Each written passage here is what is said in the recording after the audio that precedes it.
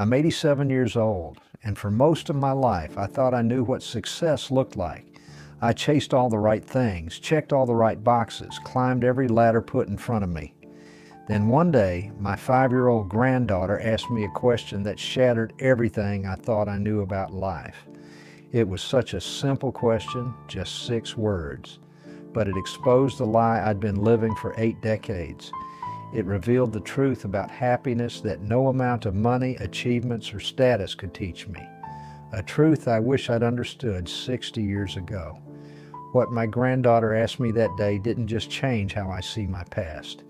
It transformed how I live each moment I have left. And I know it could do the same for you, whether you're 25 or 65. You think you understand what matters in life. So did I. But this question will make you question everything you're chasing right now. Let me tell you about the day my granddaughter became my greatest teacher. I spent 50 years building one of the largest real estate companies in Boston. My name was on buildings, in newspapers, at charity galas.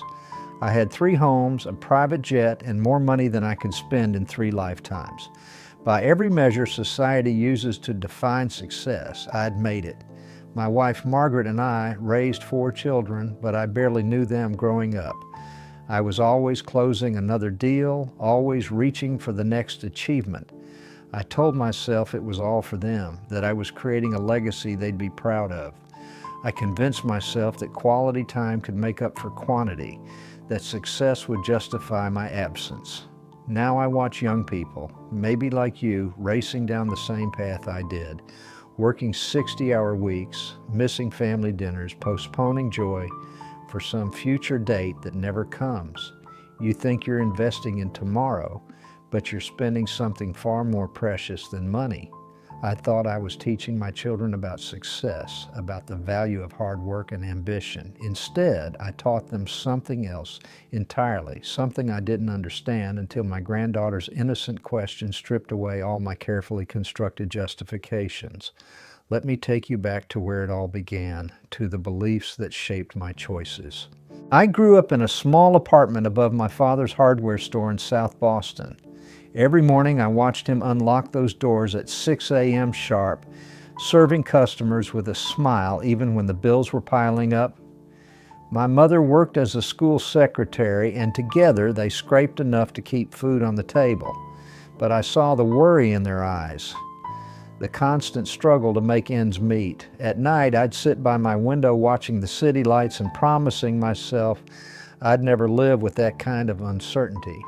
I was the first in my family to go to college, working 3 jobs to pay my way through Boston University. When I started my real estate company, it was just me in a tiny rented office with a second-hand desk and big dreams. Margaret and I married young. She believed in me when all I had was ambition and a business plan scribbled on notebook paper. As success came, I took on more roles. CEO, chairman of charity boards, mentor to young entrepreneurs. Each achievement felt like validation, each new title a shield against the poverty I feared would catch up with me. Our children arrived in the midst of my company's explosive growth.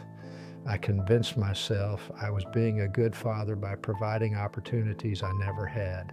Private schools, summer camps, trust funds that would ensure they'd never know my parents' struggles. My role as provider became my identity, my measure of love. Looking back now, I see how that scared little boy from South Boston, watching his parents struggle, never really grew up. He just built taller and taller walls of success to hide behind. But it all came crashing down the day my granddaughter Sophie asked me that question. It was my eldest daughter Rachel's college graduation. I sat in the audience checking emails on my BlackBerry while the ceremony proceeded. When they called her name, I looked up just in time to snap a quick photo. She didn't smile at the camera. Later, I found out she'd been named valedictorian. I hadn't even known she was in the running.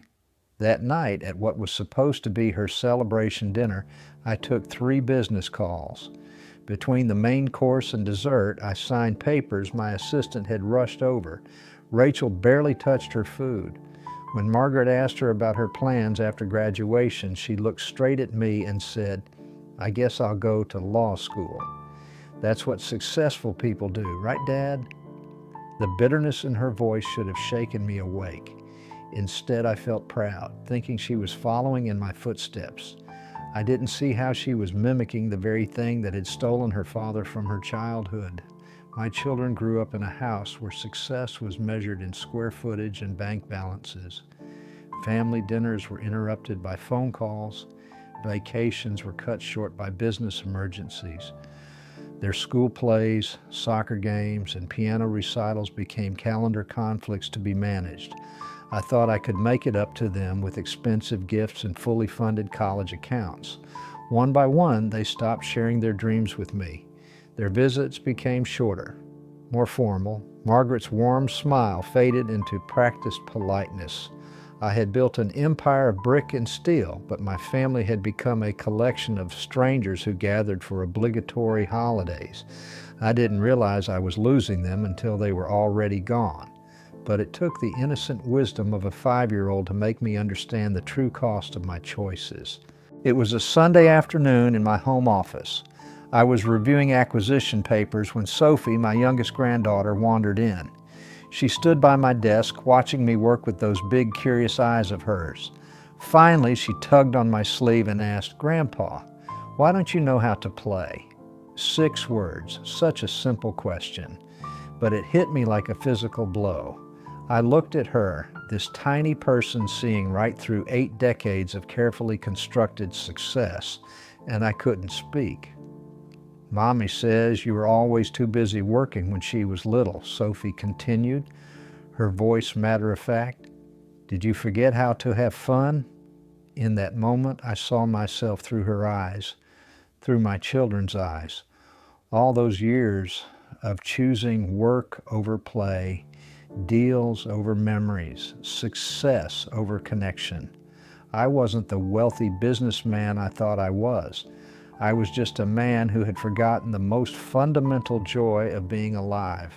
My hands started shaking. I looked at the papers on my desk, the awards on my walls, the city skyline out my window, and for the first time, I saw them for what they really were: poor substitutes for the real wealth I'd sacrificed. Every building I'd built had become a wall between me and the people I loved. Sophie climbed into my lap, something none of my children had done in decades. "I can teach you how to play, Grandpa," she whispered. "It's not too late." That's when I finally understood the truth that would change everything. Success isn't about what you build, it's about who you become while building it. Maybe you're sitting at your desk right now, scrolling through this video between meetings. Perhaps you're in your 20s, believing you need to establish yourself before you can start living. Or in your 30s, postponing joy while you climb the corporate ladder. Maybe you're in your 40s or 50s, too deep in your career to imagine another way. You're telling yourself the same things I did, that you're doing this for your family, that success requires sacrifice, that you'll have time for relationships, for play, for life itself once you've made it. But ask yourself, when was the last time you truly played? Not networking, not strategizing, not achieving, just purely enjoying the moment? When did you last sit with someone you love without checking your phone, without your mind wandering to deadlines and targets? You think you're investing in your future, but you're spending your present. You believe you're building a legacy, but legacies aren't made of brick and mortar. They're made of moments and memories. And those moments, they're slipping away while you're reading one more email, taking one more call, closing one more deal. Let me share with you what I wish someone had told me before I spent 5 decades learning it the hard way.